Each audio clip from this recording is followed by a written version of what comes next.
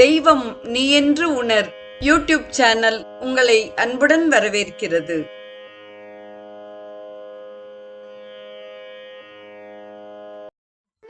அன்பு உள்ளங்கள் அனைவருக்கும் உற்சாகமான இனிய காலை வணக்கம். ஸ்ரீ குமரகுருபரர் அருளிச் செய்த மதுரை மீனாட்சி அம்மை பிள்ளைத்தமிழில் இன்று நாம் காண இருப்பது பிள்ளைத்தமிழின் மணிமகுடமாக விளங்கும் வருகை பருவத்தின் 9வது பாடலாகும். முதலில் வருவது அன்னைக்கான வாழ்த்து பாடல்.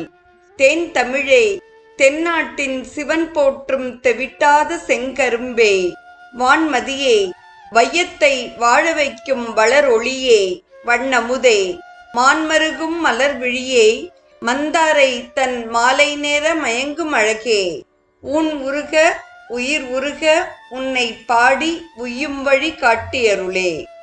தொடர்வது வருகை பருவத்தின் 9வது பாடல். தொடுக்கும் கடவுள் படம் பாடல் தொடையின் பயனே, நரைப்பழுத்த துறை தீன் தமிழின் ஒழுகு நரும் சுவையே, அகந்தை கிழங்கை அகழ்ந்தெடுத்து தொழும்பர் உள கோவிற்கு ஏற்றும் விளக்கே, வளர்ச்சிமைய இமய பொறுப்பில் விளையாடும் இளமென் பிடியே, எரிதரங்கம் உடுக்கும் புவனம் கடந்து நின்ற ஒருவன் திரு உள்ளத்தில் அழகு ஒழுக எழுதி பார்த்திருக்கும் உயிர் ஓவியமே, மதுகரம் வாய்மடுக்கும் குழல் காடேந்தும் இளவஞ்சிக் கொடியே, வருகவே, மலையத்துவசன் பெற்ற பெருவாழ்வே, வருக வருகவே. மீனாட்சி அம்மையின் பேரடில் பிரவாகம் பைந்தமிழின் தேன்பொழிலாய் மலர்ந்துள்ள பாடல் இது. தொடுத்தல் என்பதற்கு எடுத்தோதுதல் அல்லது கோத்தல் என்று பொருள். கடவுள் பழம்பாடல் என்பதற்கு தெய்வத்தன்மை பொருந்திய மிக தொன்மையான பாடல் என பொருள் கொள்ள வேண்டும். பூக்கள் தொடுக்கப்படும் மாலையாக, மணிகள் கோக்கப்படும் ஆரமாக, இங்கு குமரகுருபரர் தொடுக்கும் தொடையாக பழம்பாடலை சொல்கிறார். இதன் பொருள், இங்கே அன்னை மீனாட்சிக்கு பழந்தமிழ் பாடல்களாகிய மலர்களே மாலையாக அணிவிக்கப்படுகின்றன. அன்னையும் பழம்பாடல் மாலைக்கு விளக்கமாக பயனாக விளங்குகிறாள். மலர் என்றால் தேனிருக்கும் அல்லவா? தேனுக்கு தனிச்சுவை உண்டே. எனவே பழம்பாடல் தொடையின் பயனாக, அப்பாடல்களில் வழியும் தேனாக, தேனின் தீன் சுவையாக இருப்பவளே, மனித மனங்களில் மண்டி கிடக்கும் ஆணவம் என்னும் கிழங்கை தோண்டி எடுத்து தொழும் அடியவர்கள் உள்ளம் என்னும் கோவிலிலே ஏற்றும் விளக்கே, வளர்கின்ற உச்சியை உடைய இமயமலையில் விளையாடுகின்ற இளமை பொருந்திய மென்மையான பெண் யானை போன்றவளே, அலைகளை வீசுகின்ற கடல்களை ஆடையாக உடுத்திய நிலமடந்தையாகிய உலகம் கடந்து நிலைத்து நிற்கின்ற ஒப்பற்ற ஆற்றலானவன் சிவன். அந்த சிவபிரானுடைய உயர்ந்த உள்ளத்தில் அழகு ஒழுக அவன் எழுதி பார்த்திருக்கும் உயிர் ஓவியமே, வண்டுகள் வாயால் உண்ணுகின்ற மலர் கூந்தலாகிய காட்டை தாங்கும் இளமை பொருந்திய வஞ்சிக்கொடி போன்றவளே, வருவாயாக, மலையத்துவசன் பெற்ற பெருவாழ்வே, வருக வருகவே. பழம்பாடல் தொடையின் பயன் பழுத்த தீன் தமிழ்ச் சுவை, உலக்கோவில் மணிவிளக்கு, இமய பொறுப்பில் விளையாடும் இளமென்பிடி, இறைவன் உள்ளத்தில் எழுதி பார்க்கும் உயிரோவியம், இளவஞ்சிக் கொடி, மலையத்துவஜன் பெற்ற பெருவாழ்வு மீனாட்சி அம்மை என்பது பாடல் கருத்து. உயிர் இனிமையானது, அருமையானது, ஆனால் கண்ணுக்கு புலப்படாதது. உடல் இயக்கத்தை கொண்டே உயிர் இருப்பதை உணர இயலும். ஓவியம் உயிரற்றது, இயங்க இயலாதது, ஆனால் கண்ணுக்கு இனிய காட்சியாக விருந்தாவது. இரண்டையும் இணைத்து இறைவன் திருவுள்ளத்தில் அழகு ஒழுக எழுதி பார்த்திருக்கும் உயிர் ஓவியம் என்று அமைத்த சொல்லாட்சி தமிழ் இலக்கியத்தில் புதிய வார்ப்பு, அற்புத வடிவமைப்பு. மண்ணுக்குள் புதைந்து கிடப்பது கிழங்கு, அதேபோல் மனித மனத்துள் ஆழ புதைந்திருப்பது ஆணவம் என்னும் செருக்கு. கிழங்கை தோண்டி எடுப்பது போல அகழ்ந்தையை அகழ்ந்தெடுக்க காட்டிய குறிப்பு கவிநயம் மிக்கது. இப்பாடல் அரங்கேறிய போது திருமலை மன்னன் கழுத்தில் இருந்த முத்து மாலையை கழற்றி குமரகுருபரருக்கு மீனாட்சி அம்மை அணிவித்ததாக ஒரு செய்தி கூறப்படும். தொடர்வது இப்பாடலின் கடினமான சொற்களுக்கான பொருள். தொடை, தொடுக்கப்படுவது. கடவுள் பழம்பாடல், வேதம், திருமறை. நரை, தேன், பழுத்த, முதிர்ந்த. துறை, தீந்தமிழ், பல்துறைகளை உடைய இன்தமிழ். தொழும்பர், அடியார். சிமயம், சிகரம். எரிதரங்கம், வீசும் அலைகள். உடுக்கும், சூழ்ந்துள்ள. மதுகரம், வண்டு. குழற்காடு, கூந்தலாகிய காடு.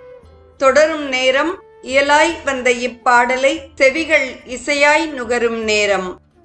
தொடுக்கும் கடவுள் பழம்பாடல், தொடையின் பயனே. தொடுக்கும் கடவுள் பழம்பாடல், தொடையின் பயனே. நரை பழுத்த தூரை தீந்தமிழில் ஒழுகோ. நரை பழுத்த தூரை தீந்தமிழில் ஒழுகோ. நறுஞ்சுவையே, நறுஞ்சுவையே. அகந்தை கிழங்கை ஆகழ்ந்து எடுத்து. அகந்தை கிழங்கை ஆகழ்ந்து எடுத்து. தொழும்பர் உள்ள கோயிற்கு ஏற்றும் விளக்கே. தொழும்பர் உள்ள கோவிற்கு ஏற்றும் விளக்கே. வளர்சிமைய இமய பொறுப்பில் விளையாடும். வளர்சிமைய இமய பொறுப்பில் விளையாடும். இளமின் பிடியே, இளமின் பிடியே. எரி தரங்கம் உடுக்கு புவனம் கடந்து நின்ற. எரி தரங்கம் உடுக்கும் புவனம் கடந்து நின்ற. ஒருவன் திரு உள்ளத்தில் அழகொழுக. ஒருவன் திரு உள்ளத்தில் அழகொழுக. எழுதி பார்த்திருக்கும் உயிர் ஓவியமே. எழுதி பார்த்திருக்கும் உயிர் ஓவியமே. மதுகரம் வாய் மடுக்கும் குழல். மதுகரம் வாய் மடுக்கும் குழல். காடேந்தும் இள வஞ்சி கொடியே. காடேந்தும் இள வஞ்சி கொடியே. வருகவே மலையத்வஜன் பெற்ற பெருவாழ்வே. மலையத்வஜன் பெற்ற பெருவாழ்வே. வருக வருகவே இளவஞ்சி கொடியே. வருகவே இளவஞ்சி கொடியே. வருகவே மலையத்வஜன் பெற்ற பெருவாழ்வே. வருக வருகவே வருகவே வருகவே.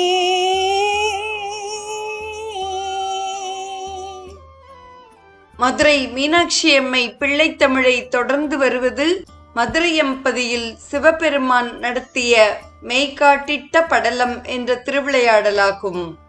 குலபூஷண பாண்டியனின் ஆட்சி காலத்தில் சேதிராயன் என்ற குறுநில மன்னன் பல பெரிய நாடுகளிலும் புகுந்து தன் ஆதிக்கத்தை நிலைநிறுத்தி தன்னை பேரரசனாக மாற்றிக்கொள்ள திட்டமிட்டான். 15 பெரிய நாடுகள் மீது அவனுக்கு கண் இருந்தது. அதில் பாண்டிய நாடும் அடக்கம். இந்த தகவல் ஒற்றர்கள் மூலமாக குலபூஷணனுக்கு கிடைத்தது. அப்போது பாண்டிய நாட்டின் சேனாதிபதியாக சௌந்தர சாமந்தன் என்பவன் இருந்தான். சாமந்தன் மிக பெரிய வீரன். அவனது தலைமையில் பாண்டிய படைகள் ஏதாவது ஒரு நாட்டிற்குள் நுழைகிறது என்றால் அந்த நாட்டின் தலைவன் யாரும் சொல்லாமலே ஓடி வந்து சரணடைந்து விடுவான். அந்த அளவுக்கு பலசாலியாகவும் பக்திமானாகவும் விளங்கினான். அவன் சிறந்த சிவபக்தன். கையில் வாளெடுத்து போர் செய்யும் கொடும் தொழிலுக்கு சொந்தக்காரனாக இருந்தாலும் நெற்றி நிறைய திருநீறு அணிய அவன் மறந்ததில்லை. தினமும் மீனாட்சி அம்மையையும் சொக்கநாதரையும் கோவிலுக்கு சென்று வணங்கத் தவறியதில்லை. எங்கேனும் போர்க்களத்துக்கு சென்று விட்டால் அந்த இடத்தையே சொக்கநாதரின் கோவிலாக பாவனை செய்து வணங்குவான். அந்த அளவுக்கு மகா பக்திமான். அவனை அழைத்த குலபூஷணன், சேனாதிபதியாரே, குறுநில மன்னன் சேதிராயன் நம் நாட்டை தாக்கப் போவதாக தகவல் வந்துள்ளது. அவனது 4 வகை படையும் தயார் நிலையில் இருக்கிறதாம். அவன் வருவதற்குள் நாம் நமது படைபலத்தை மேலும் பெருக்க வேண்டும். இதற்கு பெரும் செலவு ஆகும். நீர் அரண்மனை கஜானாவிற்கு சென்று வேண்டுமளவு பொருள் எடுத்துக்கொள்ளும். படைபலத்தை பெருக்க நடவடிக்கை எடும் என்றான். சாமந்தனும் அதை ஏற்று, அரசே, சேதிராயன் குறிவைத்துள்ள மற்ற நாடுகளின் தலைவர்களிடமும் பேசுகிறேன். படைபலத்தை விரைவில் பெருக்குகிறேன் என்றான். கஜானாவிற்கு சென்ற அவன் பை நிறைய பொன்னும் பொருளும் அள்ளிக்கொண்டான். வீட்டிற்கு வந்த அவன் பணமூட்டையை பிரித்து பார்த்தான். என்ன உலகம் இது! ஆயுதங்களை அதிகரிப்பதற்கும் பிறர் மீது படையெடுத்து அவரவர் நிலத்தை இரத்த பூமியாக்குவதற்குமா இந்த செல்வம் பயன்பட வேண்டும்? எந்த நாடாக இருந்தாலும் படைபலத்திற்குத்தானே அதிக பணம் செலவழிக்க வேண்டியுள்ளது. பாதுகாப்புக்காக செலவிடும் இந்த தொகையை ஆன்மீகம் தழைக்கச் செலவிட்டால் பலருக்கும் பல வசதிகள் கிடைக்குமே, உலகத்தில் அமைதி பொங்குமே என எண்ணினான். ஆம், இந்த பணத்தை படைபலம் பெருக்க பயன்படுத்த கூடாது, சிவனடியார்களின் தொண்டுக்கு பயன்படுத்துவோம் என முடிவே செய்துவிட்டான். களஞ்சியத்தில் உள்ள பொருளை எடுத்துக்கொண்டு சிவனடியார்களை நோக்கிச் சென்றான். அவர்களுக்கு தேவைப்படுமளவு வாரி வழங்கினான். திருக்கோவில்களை சீரமைக்க பெரும் பணத்தை செலவிட்டான். மன நிறைவு பிறந்தது. படை திரட்டாமல் போனால் பாண்டியன் தரும் தண்டனையை ஏற்க வேண்டும் என்பது அவனுக்கு தெரியும். அதற்காக அவன் கவலைப்படவில்லை. ஆனால் இந்த பணத்தை இவனே பதுக்கிக் கொண்டதாக கெட்ட பெயர் வருமே. அப்படி ஒரு கெட்ட பெயர் வந்தால் மக்கள் மத்தியில் நடமாட முடியாதே. எல்லோரும் தனக்கு அரச துரோகி என்னும் பட்டம் கட்டி விடுவார்களே என்றெல்லாம் கவலைப்பட்டான். தன் மனக்கவலைக்கு மருந்து தேடி சோமசுந்தரர் சந்நிதிக்கு சென்றான். இறைவா, நீயே எனக்கு துணை என வணங்கிவிட்டு வந்தான். சில மாதங்களுக்கு பிறகு குலபூஷண பாண்டியன் சாமந்தனை அழைத்தான். சேனாதிபதி, சேதிராயனை எதிர்க்கும் படை திரட்டுவதற்காக களஞ்சியத்தில் இருந்து பெரும் பொருளை எடுத்துச் சென்றீர். ஏறத்தாழ 1 ஆண்டாக படை திரட்டும் பணியில் ஈடுபட்டிருப்பீர். அந்த பெரும் படையின் அணிவகுப்பை நான் காண வேண்டும். இங்கே நடக்கும் அணிவகுப்பு பற்றி அறிந்தவுடனேயே சேதிராயன் ஒடுங்கிவிட வேண்டும். நாளை மாலை நீர் இதுவரை சேர்த்துள்ள படையை என் முன் நிறுத்த வேண்டும். நான் அதை பார்வையிட வேண்டும் என உத்தரவிட்டான். சாமந்தனுக்கு தூக்கி வாரி போட்டது. எடுத்த பணத்தை எல்லாம் இறைப்பணிக்கு செலவிட்டோம். ஒரு நபரை கூட வேலைக்கு அமர்த்தவில்லை. இனி அந்த சொக்கநாத பெருமாள் தான் எனக்கு துணை. சொக்கநாதா, சோமசுந்தர கடவுளே, நீரே எனக்கு அபயமளிக்க வேண்டும். உன் அடியார்களுக்கு பணத்தை செலவிட்டேன். நீ குடியிருக்கும் இல்லங்களை சீரமைக்க பெரும் தொகையை தந்தேன். இப்போது இக்கட்டில் சிக்கியிருக்கிறேன். என்னை காப்பாற்று என்று கதறினான். அப்போது அசரீரி ஒலித்தது. சாமந்தா, கவலை கொள்ளாதே. நாளை மாலை மன்னனை மைதானத்துக்கு வரச் சொல். அங்கே நாம் படைகளுடன் வருவோம் என அருள்வாக்கு பிறந்தது. சோமசுந்தர பெருமானே இவ்வாறு கருணை செய்து விட்டதால் மகிழ்ச்சியடைந்த சாமந்தன் மறுநாள் மன்னனை வரச் சொல்லிவிட்டு மைதானத்தில் காத்திருந்தான். அணிவகுப்பை காண மக்களுக்கும் அழைப்பு விடுக்கப்பட்டிருந்தது. இறைவனே வாக்குறுதி அளித்து விட்டதால் சாமந்தன் நம்பிக்கையுடனும் பெருமிதத்துடனும் தனக்கே தெரியாத அந்த படையை காண தயாராக மன்னன் அருகில் நின்றான். குலபூஷணனும் ஆர்வமாய் இருந்தான். சேனாதிபதியே, படைகளை வரச் சொல்லும் என்று ஆணையிட்டான். சாமந்தன் கண்களை மூடி சுந்தரேஸ்வரரை தியானித்தான். சொக்கநாத பெருமானே, தாங்கள் எனக்கு அளித்த வாக்குறுதிப்படி உடனே எழுந்தருளுங்கள் என்றான். அவ்வளவுதான். ஹோவென்ற பேர் இரைச்சலுடன் மதுரை நகரே குலுங்கும் வண்ணம் படைகள் அணிவகுத்து வந்தன.